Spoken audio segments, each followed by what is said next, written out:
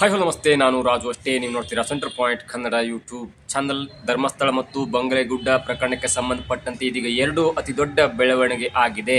ಧರ್ಮಸ್ಥಳದಲ್ಲಿ ಆದಂಥ 74 ಅಸಹಜ ಸಾವುಗಳ ಪ್ರಕರಣ ಇದೆಯಲ್ಲ, ಅದಕ್ಕೆ ಸಂಬಂಧಪಟ್ಟಂತೆ ರಾಜ್ಯ ಸರ್ಕಾರಕ್ಕೆ ಹೈಕೋರ್ಟ್ ನೋಟಿಸ್ ಅನ್ನ ಜಾರಿ ಮಾಡಿದೆ.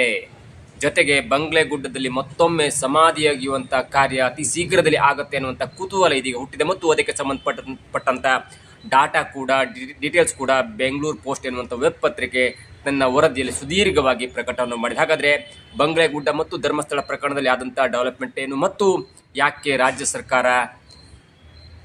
ಸರ್ಕಾರಕ್ಕೆ ಹೈಕೋರ್ಟ್ ನೋಟಿಸನ್ನು ಕೊಡ್ತು ಮತ್ತು ಬಂಗ್ಲೆಗುಡ್ಡದಲ್ಲಿ ಯಾವಾಗ ಸಮಾಧಿಯಾಗಿರುವಂಥ ಕೆಲಸ ಆಗ್ಬೋದು, ಇವೆಲ್ಲವನ್ನು ನೋಡೋಣ. ಅದಕ್ಕಿಂತ ಮೊದಲು ಇರತಕ್ಕ ನಮ್ಮ ಚಾನಲ್ನ ಸಬ್ಸ್ಕ್ರೈಬ್ ಮಾಡಿಲ್ಲ ಅಂದರೆ ಈಗಲೇ ಸಬ್ಸ್ಕ್ರೈಬ್ ಮಾಡಿ, ಜೊತೆಗೆ ಕಾಮೆಂಟ್ಗಳ ಮುಖಾಂತರ ತಮ್ಮ ಅಭಿಪ್ರಾಯವನ್ನು ತಿಳಿಸ್ಬೋದು. ಎಸ್ ವೀಕ್ಷಕರೇ, ನಿನ್ನೆ ಹೈಕೋರ್ಟ್ನಲ್ಲಿ ಒಂದು ವಿಚಾರಣೆ ಕೂಡ ಇತ್ತು. ಅಂದರೆ ಸೌಜನ್ಯ ಅವರ ತಾಯಿಯಾದಂಥ ಕುಸುಮಾವತಿಯವರು ಒಂದು ಪರ್ಸನಲ್ ಇಂಟ್ರೆಸ್ಟ್ ಲಿಟಿಗೇಷನ್ ಎನ್ನುವಂಥ ಒಂದು ಅರ್ಜಿಯನ್ನು ಹಾಕಿ ಹೈಕೋರ್ಟ್ ಮುಂದಿಟ್ಟಿರೋದು ನಿನ್ನೆ ವಿಚಾರಣೆ ಕೂಡ ಬಂದಿತ್ತು. ವಿಚಾರಣೆ ಬಂದ ವಿಷಯ ಅಂದರೆ ಧರ್ಮಸ್ಥಳದಲ್ಲಿ ಆದಂಥ ಅಸಹಜ ಸಾವುಗಳ ಪ್ರಕರಣ ಇದೆಯಲ್ಲ, ಸರಿಸುಮಾರು 1990ರಿಂದ 2021 ತನಕ ಆದಂಥ 74 ಪ್ರಕರಣಗಳನ್ನ ಉಲ್ಲೇಖ ಮಾಡಿ ಆ ಪ್ರಕರಣವನ್ನು ಕೇವಲ UDR ಮಾಡಿ, ಅಂದರೆ ಅನ್ಯಾಚುರಲ್ ಡೆತ್ ಎನ್ನುವಂಥ ರಿಪೋರ್ಟನ್ನು ಹಾಕಿ ಅದನ್ನು ಮುಚ್ಚಿ ಹಾಕಲಾಯಿತು. ಅದನ್ನು ಯಾಕೆ ಸಪರೇಟಾಗಿ FIR ಮಾಡಿಲ್ಲ, ಅದನ್ನು FIR ಮಾಡಬೇಕು ಮತ್ತು ಅದರ ವಿಚಾರಣೆಯನ್ನು ಮಾಡಬೇಕು ಮತ್ತು ಅಂದರೆ ಸಂಪೂರ್ಣ ತನಿಖೆಯನ್ನು ಮಾಡಬೇಕೆನ್ನುವಂಥ ಒಂದು ಅರ್ಜಿಯನ್ನು ಕುಸುಮಾವತಿಯವರು ಹೈಕೋರ್ಟ್ನಲ್ಲಿ ಒಂದು ಪಿಟಿಷನ್ ಕೂಡ ಹಾಕಿದರು. ಅದರ ವಿಚಾರಣೆ ನಿನ್ನೆ ಬಂದಿತ್ತು ಮತ್ತು ನ್ಯಾಯಮೂರ್ತಿಗಳಾದಂಥ ವಿಭು ಖಬ್ರು ಮತ್ತು ಪೂರ್ಣಚ್ ಅವರ ನ್ಯಾಯಪೀಠದ ಮುಂದೆ ಬಂದಾಗ ಸರ್ಕಾರಿ ಪರ ವಕೀಲರು ಕೂಡ ವಾದವನ್ನು ಮಂಡನೆ ಮಾಡಿದರು. ಶಶಿಕರಣ್ ಶೆಟ್ಟಿ ಕೂಡ ವಾದವನ್ನು ಮಂಡನೆ ಮಾಡಿದರು ಮತ್ತು ಅರ್ಜಿದಾರರ ಪರ ವಕೀಲರಾದ ಬಾಲನ್, ಅಂದರೆ ಕುಸುಮಾವತಿಯರ ಪರ ವಕಾಲತ್ತು ವಹಿಸಿಕೊಂಡಂಥ ಪ್ರಚಂಡವಾದಂಥ ವಾದ ಮಂಡಿಸಿದಂಥ ಬಾಲನ್ ಅವರು ಕೂಡ ವಾದವನ್ನು ಮಾಡಿದರು. ಆ ಇಬ್ಬರ ವಾದವನ್ನು ಕೇಳಿದಂಥ ವಿಭಾಗೀಯ ಪೀಠ ಸರ್ಕಾರಕ್ಕೆ ನೋಟಿಸನ್ನು ಜಾರಿ ಮಾಡಿದೆ ಮತ್ತು 2 ವಾರದಲ್ಲಿ ಸಂಪೂರ್ಣ ತನಿಖೆಯನ್ನು ಮುಗಿಸಿ ನನಗೊಂದು ಡೀಟೇಲ್ಸ್ ರಿಪೋರ್ಟನ್ನು ಕೊಡಬೇಕು, ಯಾಕೆ ಈ ಪ್ರಕರಣವನ್ನು ಸರಿಯಾಗಿ ತನಿಖೆ ಮಾಡಿಲ್ಲ. ಅಂದರೆ ಅವರು ಕೊಟ್ಟಿದ್ದ ವಿವರ ಅಂದರೆ ಇಲ್ಲಿಯವರೆಗೆ ಈಗ ಅಂದರೆ 74 ಸಾವುಗಳ ಪ್ರಕರಣ, ಈಗಿನ ವಸ್ತುಸ್ಥಿತಿ, ಈವರೆಗೆ ತೆಗೆದುಕೊಂಡ ಕ್ರಮ ಮತ್ತು ಮುಂದೆ ತೆಗೆದುಕೊಳ್ಳಬೇಕಾದ ಕ್ರಮಗಳ ಕುರಿತು ಸುದೀರ್ಘವಾದ ವರದಿಯನ್ನು ಮಂಡನೆ ಮಾಡಬೇಕು ಮತ್ತು ವಾದ ಮಾಡಬೇಕು. ಹಾಗಾಗಿ ನಿಮಗೆ 2 ವಾರಗಳ ಕಾಲ ಟೈಮ್ ಕೊಡ್ತೇವೆ ಅನ್ನುವಂಥ ಒಂದು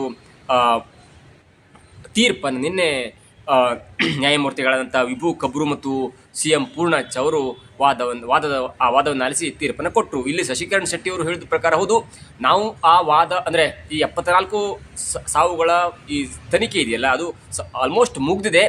ಆದರೆ ಆ ತನಿಖೆ ಯಾವ ಹಂತದಲ್ಲಿದೆ ಮತ್ತು ಯಾವ್ಯಾವ ಪ್ರಕರಣವನ್ನು ಏನು ಮಾಡಬೇಕೆನ್ನುವಂಥ ವರದಿಯನ್ನು ಕೇವಲ 1 ವಾರದಲ್ಲಿ ನಾವು ನಿಮ್ಮ ಮುಂದೆ ಇಡ್ತೇವೆ ಅನ್ನುವಂಥ ವಾದವನ್ನು ಮಾಡಿದ್ರು ಮತ್ತು ಆ ವಾದವನ್ನು ಆಲಿಸಿದಂಥ ನ್ಯಾಯಮೂರ್ತಿಗಳು 1 ವಾರ ಅಲ್ಲ, ನಿಮ್ಗೆ 2 ವಾರಗಳು ಕೊಡ್ತೇವೆ ಅನ್ನುವಂಥ ಮಾತನ್ನು ಹೇಳಿದ್ರು ಮತ್ತು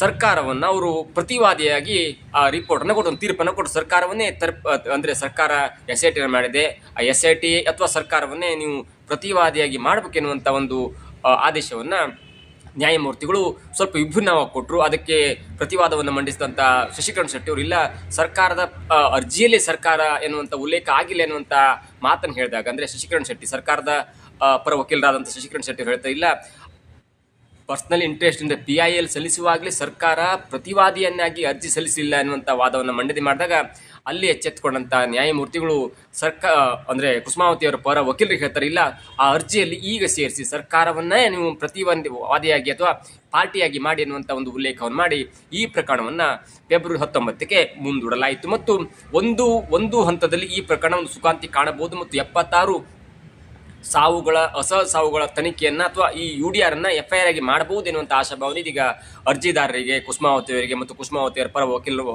ವಾದ ಮಾಡಿದಂಥ ಬಾಲನ್ ಅವರಿಗೆ ಇದೀಗ ಆಶಾದಾಯಕವಾದಂಥ ಒಂದು ಹೋಪ್ಸ್ ಹುಟ್ಟಿದೆ ಅಥವಾ ಒಂದು ಖುಷಿಯ ಅಥವಾ ಆಶಾದಾಯಕ ಸನ್ನಿವೇಶ ಅಂತ ಹೇಳ್ಬೋದು. ಇನ್ನು ಬಂಗ್ಲೆಗುಡ್ಡದ ವಿಷಯಕ್ಕೆ ಬಂದಾಗ ಈಗಾಗಲೇ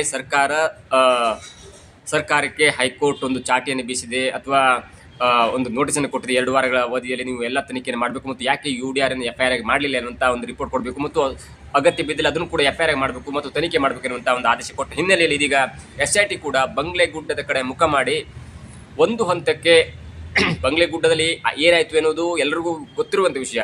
ಬಂಗ್ಲೆಗುಡ್ಡದಲ್ಲಿ ಅಂದರೆ ಈ ಧರ್ಮಸ್ಥಳದ ನೇತ್ರಾವತಿಯ ಸ್ನಾನಘಟ್ಟ ಮತ್ತು ಅಕ್ಕಪಕ್ಕದಲ್ಲಾದಂಥ ಸಮಾಧಿಯಾಗುವ ಕೆಲಸ 13 ಜಾಗದಲ್ಲಿ ಸ್ಪಾಟ್ ಮಾರ್ಕ್ ಮಾಡಲಾಯಿತು ಮತ್ತು ಅಲ್ಲಿ ಸ್ಪಾಟ್ ನಂಬರ್ 6 ಮತ್ತು ಸ್ಪಾಟ್ ನಂಬರ್ 11 ಎಲ್ಲಿ ಮೂಳೆಗಳು ಸಿಕ್ಕುದು ಅವರು ಕೂಡ FSL ಗೆ ರವಾನೆ ಆದ ನಂತರ ಇಲ್ಲ ಒಂದು ಕಡೆ ಧರ್ಮಸ್ಥಳ ಕೇಸ್ ಮುಚ್ಚೋಯ್ತು, ಇಲ್ಲ ಅದು ಸುಳ್ಳಿನ ಕಂತೆ ಅನ್ನುವಂಥ ವಿಚಾರಕ್ಕೆ ಬಂದಾಗ ವಿಠ್ಠಲ್ ಗೌಡ ಅನ್ನುವಂಥ ವ್ಯಕ್ತಿ ಬಂಗ್ಲೆಗುಡ್ಡಕ್ಕೆ ಪೊಲೀಸರನ್ನ SIT ಪೊಲೀಸರನ್ನ ಕರ್ಕೊಂಡು ಹೋಗಿ ಅಲ್ಲಿ ಸರಿಸುಮಾರು 6 ರಿಂದ 7 ಮಾನವನ ಬಾಡಿ ಮತ್ತು ಸರಿಸುಮಾರು 1000 ಮೂಳೆಗಳು ಪತ್ತೆಯಾದ ಬಗ್ಗೆ ಡೀಟೇಲ್ಸ್ ಆಗಿ ವರದಿ ಕೂಡ ಆಗಿತ್ತು ಮತ್ತು ಅದು ಸತ್ಯ ಅನ್ನುವಂಥ ಸನ್ನಿವೇಶಕ್ಕೂ ಬಂದಿದೆ. ಇದಾದ ನಂತರದಲ್ಲಿ SIT ಕೂಡ ಯಾಕೆ ಇದನ್ನು ಹೀಗೆ ಬಿಡಬೇಕು, ಇದನ್ನು ಸುಮ್ಮನೆ ಯಾಕೆ ಬಿಡಬೇಕು, ಇದನ್ನು ಒಂದು ತನಿಖೆ ಮಾಡಬೇಕು ಮತ್ತು ಈ ತನಿಖೆ ಮಾಡಿದಾಗ ಮಾತ್ರ ನಾವು ಒಂದು ಕಂಪ್ಲೀಟ್ ಆದಂಥ ವರದಿ ಸಲ್ಲಿಸಲಿಕ್ಕೆ ಆಗುತ್ತೆ. ಇಲ್ಲಾಂದರೆ ಅರ್ಜಿದಾರರ ಪರ ವಕೀಲರು ಪದೇ ಪದೇ ಅರ್ಜಿಯನ್ನು ಹಾಕ್ತಾರೆ ಮತ್ತು ನಮ್ಮ ರಿಪೋರ್ಟನ್ನು ಕಂಪ್ಲೀಟ್ ಮಾಡಲಿಕ್ಕೆ ಬಿಡಲ್ಲ ಎನ್ನುವಂಥ ಕಾರಣಕ್ಕಾಗಿ SIT ಕೂಡ ಇದೀಗ ಒಂದು ಹಂತಕ್ಕೆ ಬಂಗ್ಲೆಗುಡ್ಡದಲ್ಲಿರುವಂಥ ಈ ಸಿಕ್ಕ ಜಾಗದಲ್ಲಿ ಮತ್ತೆ ಮೂಳೆಗಳು ಸಿಗ್ಬೋದು, ಮತ್ತೆ ಮಾನವನ ಅಸ್ಥಿಪಂಜರ ಸಿಗ್ಬೋದು ಎನ್ನುವಂಥ ಕಾರಣಕ್ಕಾಗಿ ಕೆಲವೇ ದಿನಗಳಲ್ಲಿ ಸಮಾಧಿ ಹೇಗುವಂಥ ಕೆಲಸಕ್ಕೆ ಮುನ್ನಡಿ ಬರೆದ್ರೂ ಅಚ್ಚರಿ ಇಲ್ಲ ಎನ್ನುವಂಥ ಮಾಹಿತಿ ಇದೀಗ ಬೆಂಗಳೂರು ಪೋಸ್ಟ್ ಎನ್ನುವಂಥ ವೆಬ್ ಪತ್ರಿಕೆ ತನ್ನ ಸುದೀರ್ಘವಾದ ಲೇಖನದಲ್ಲಿ ಹಂಚಿಕೊಂಡಿದೆ ಮತ್ತು ಅದಕ್ಕೆ ವಿವರವಾದಂಥ ಒಂದು ಹಿನ್ನೆಲೆ ಕೂಡ ಕೊಟ್ಟಿದೆ. ಅದನ್ನು ಸುದ್ದಿ ಹೇಳಿದ್ದಾರೆ ಅವರು. ಬಂಗ್ಲೆಗುಡ್ಡದಲ್ಲಿ ಇಷ್ಟು ಮೂಳೆಗಳು ಸಿಕ್ಕು, ಬಂಗ್ಲೆಗುಡ್ಡದಲ್ಲಿ 1000 ಮೂಳೆಗಳು ಸಿಕ್ಕು, 6 ರಿಂದ 7 ಅಸ್ಥಿಪಂಜರ ಸಿಕ್ಕು, ಅವೆಲ್ಲವೂ ಕೂಡ FSL ಗೆ ರವಾನೆಯಾಗಿದೆ. ಮತ್ತು ಅದರ ಹಿನ್ನೆಲೆಯನ್ನು ನೋಡ್ತಾ ಹೋದರೆ ಬಂಗ್ಲೆಗುಡ್ಡದಲ್ಲಿ ಸಿಕ್ಕಂಥ ತಲೆಬೋಡೆಯನ್ನು ತೆಗೆದುಕೊಂಡು ಹೋದಂಥ ವಿಠ್ಠಲ್ ಗೌಡ ಅರ್ಜಿದಾರರಾದಂಥ ಅದು ದೂರುದಾರರಾದಂಥ ಮತ್ತು ಈಗ ಜೈಲಿನಿಂದ ಹೊರಗೆ ಬಂದಂಥ ಚಿನ್ನ ಎನ್ನುವಂಥ ವ್ಯಕ್ತಿಗೆ ಕೊಟ್ಟ ಹಿನ್ನೆಲೆಯಲ್ಲಿ ಅಲ್ಲಿ ಕೊನೆಯದಾಗಿ SIT ತಂಡ ಭೀಮ ತಂದಂಥ ತಲೆಬೋಡೆಯ ಹಿನ್ನೆಲೆಯನ್ನು ಹುಡುಕಿ ಹೊರಟಂಥ SIT ತಂಡಕ್ಕೆ ಸಿಕ್ಕಿದ್ದು ಬಂಗ್ಲೆಗುಡ್ಡ ಎನ್ನುವಂಥ ಸ್ಥಳದಲ್ಲಿ ವಿಠ್ಠಲ್ ಗೌಡ ಅಂದರೆ ಸೌಜನ್ಯ ಅವರ ಮಾವ ವಿಠ್ಠಲ್ ಗೌಡ ಆ ಬೋಡೆನೇ ತೆಗೆದುಕೊಂಡು ಭೀಮನಿಗೆ ತಂದುಕೊಟ್ಟ ಅಥವಾ ಚಿನ್ನಯ್ಯನಿಗೆ ತಂದುಕೊಟ್ಟಂಥ ವರದಿ ಸಿಕ್ಕಾಗ ಅಲ್ಲಿ ಪರಿಶೀಲನೆಗೆ ಹೋದಾಗ ಅಲ್ಲಿ ಸುಮಾರು 6 ರಿಂದ 7 ತಲೆಬೋಡೆ ಅಥವಾ ಅಸ್ಥಿಪಂಜರ ಮತ್ತು 1000ಕ್ಕೂ ಹೆಚ್ಚು ಮೂಳೆಗಳು ಆ ಬಂಗ್ಲೆಗುಡ್ಡದ ಮೇಲ್ಗಡೆ ಸಿಕ್ಕಿದ್ದವು. ಅವು ಕೂಡ FSL ಗೆ ರವಾನೆಯಾಗಿದೆ. ಅದರ ಹಿನ್ನೆಲೆಯನ್ನು ನೋಡ್ತಾ ಹೋದರೆ ಇದೀಗ ಆ ಜಾಗದ ಅಕ್ಕಪಕ್ಕ ಆಗಿರ್ಬೋದು, ಆ ಜಾಗದ ಒಳಗಡೆ ಆಗಿರ್ಬೋದು ಸಮಾಧಿ ಅಗೆಯುವಂಥ ಕೆಲಸ ಮಾಡಿದ್ರೆ ಮತ್ತೆಷ್ಟು ಮೂಳೆಗಳು ಸಿಗ್ಬೋದು ಮತ್ತು ನಮಗೆ ಸ್ವಲ್ಪ ತನಿಖೆ ಸಹಕಾರಿಯಾಗ್ಬೋದು. ಒಂದು ವೇಳೆ ಇದನ್ನು ಹೀಗೆ ಬಿಟ್ಬಿಟ್ರೆ ಮತ್ತೆ ಅರ್ಜಿ ಮೇಲೆ ಅರ್ಜಿ ಹಾಕ್ಕೊಂಡು ನಮ್ಮ ಈ ಒಂದು ತನಿಖೆಯನ್ನು ಕಂಪ್ಲೀಟ್ ಮಾಡಲಿಕ್ಕೆ ಆಗಲ್ಲ ಎನ್ನುವಂಥ ಕಾರಣಕ್ಕಾಗಿ SIT ತಂಡ ಕೂಡ ಇದೀಗ ಸದ್ಯವೇ ಬಂಗ್ಲೆಗುಡ್ಡದ ಕಡೆ ಮುಖ ಮಾಡಿ ಬಂಗ್ಲೆಗುಡ್ಡವನ್ನು ಶೋಧ ಮಾಡುವಂಥ ಅಗತ್ಯ ಬಿದ್ದರೆ ಅಲ್ಲಿ ಸಮಾಧಿ ಹೇಗುವಂಥ ಕೆಲಸ ಕೂಡ ಮಾಡಬಹುದೆನ್ನುವಂಥ ಒಂದು ವರದಿ ಇದೀಗ ಬೆಂಗಳೂರು ಪೋಸ್ಟ್ನಲ್ಲಿ ವರದಿಯಾಗಿದೆ. ಮತ್ತು ಅದರ ಹಿಂದೆ ಕೂಡ ಬೆಂಗಳೂರು ಪೋಸ್ಟ್ ಎನ್ನುವಂಥ ಪತ್ರಿಕೆ ಸರಿಯಾದ ಕ್ರಮದಲ್ಲಿ ಆ ರಿಪೋರ್ಟನ್ನು ಮಾಡ್ತಿರುವಂಥ ಕಾರಣಕ್ಕಾಗಿ ಅದು ಪ್ರಚಾರ ಕೂಡ ಪಡೆದಿತ್ತು ಮತ್ತು ಈಗ ಕುಸುಮಾವತಿಯವರು 74 ಹೊಸ ಸಾವುಗಳ ಪ್ರಕರಣವನ್ನು FIR ಮಾಡಲೇಬೇಕೆನ್ನುವಂಥ ಒಂದು PIL ಹೈಕೋರ್ಟ್ಗೆ ಸಲ್ಲಿಸಿದ ನಂತರ ನ್ಯಾಯಮೂರ್ತಿಗಳ ವಿಭಾಗೀಯ ಪೀಠ ಕೂಡ ಹೌದು ಇದನ್ನು ಯಾಕೆ ಹೀಗೆ ಮಾಡಲಿಲ್ಲ ಮತ್ತು ಕೈಗೊಂಡ ಕ್ರಮ, ಈಗಿನ ವಸ್ತುಸ್ಥಿತಿ ಮತ್ತು ಮುಂದೆ ಕೈಗೊಳ್ಳಬೇಕಾಗಿರುವ ಕ್ರಮಗಳ ಬಗ್ಗೆ ಒಂದು ವರದಿಯನ್ನು ಕೇಳಿದ ನಂತರ ಇದೀಗ SIT ಕೂಡ ಚುರುಕುಗೊಂಡು ಬಂಗ್ಲೆಗುಡ್ಡದ ಕಡೆ ಮುಖ ಮಾಡಿದೆ ಮತ್ತು ಬಂಗ್ಲೆಗುಡ್ಡದಲ್ಲಿ ಇರುವಂಥ ಒಂದು ಸಮಾಧಿ ಅಥವಾ ಅಲ್ಲಿನ ಒಂದು ಸ್ಥಳವನ್ನು ಶೋಧನೆ ಮಾಡಿ ಮುಂದಿನ ಅಗತ್ಯ ಕ್ರಮವನ್ನು ಕೈಗೊಳ್ಳಬಹುದು ಎನ್ನುವುದು ಕೂಡ ಇದೀಗ ಬೆಂಗಳೂರು ಪೋಸ್ಟ್ ವರದಿ ಮಾಡಿದೆ. ಹೀಗಾಗಿ ಈಗ ಹೋರಾಟಗಾರರಿಗೆ ಒಂದು ಮಟ್ಟಿನ ಜಯ ಸಿಕ್ಕಿದೆ ಅಂತ ಹೇಳ್ಬೋದು. ಒಂದು ಕಡೆ 74 ಹೊಸ ಸಾವುಗಳ ಪ್ರಕರಣವನ್ನು UDR-ನಿಂದ FIR ಮಾಡಿದರೆ ಅದು ಮತ್ತೊಂದು ದೊಡ್ಡ ತನಿಖೆ ಆಗುತ್ತೆ. ಎರಡನೇದಾಗಿ ಒಂದು ವೇಳೆ ಬಂಗ್ಲೆಗುಡ್ಡದಲ್ಲಿ ಸಮಾಧಿ ಹೇಗುವಂಥ ಕೆಲಸ ಅಥವಾ SIT ಮತ್ತೆ ಹೋಗಿ ಅಲ್ಲಿ ಶೋಧ ಕಾರ್ಯವನ್ನು ಮಾಡಿದ್ರೆ ಮತ್ತೊಂದು ತನಿಖೆ, ಮತ್ತೊಂದು ಈ ಧರ್ಮಸ್ಥಳ ಮತ್ತು ಬಂಗ್ಲೆಗುಡ್ಡ ಕೇಸ್ನಲ್ಲಿ ಮತ್ತೊಂದು ತಿರುವು ಪಡ್ಕೊಳ್ಳುವಂಥ ಎಲ್ಲ ಸಾಧ್ಯತೆ ಕೂಡ ಇದೆ. ಇದಾಗಿತ್ತು ಇವತ್ತಿನ ವಿಶೇಷ. ನೋಡ್ತಾರೆ centre point Kannada YouTube channel.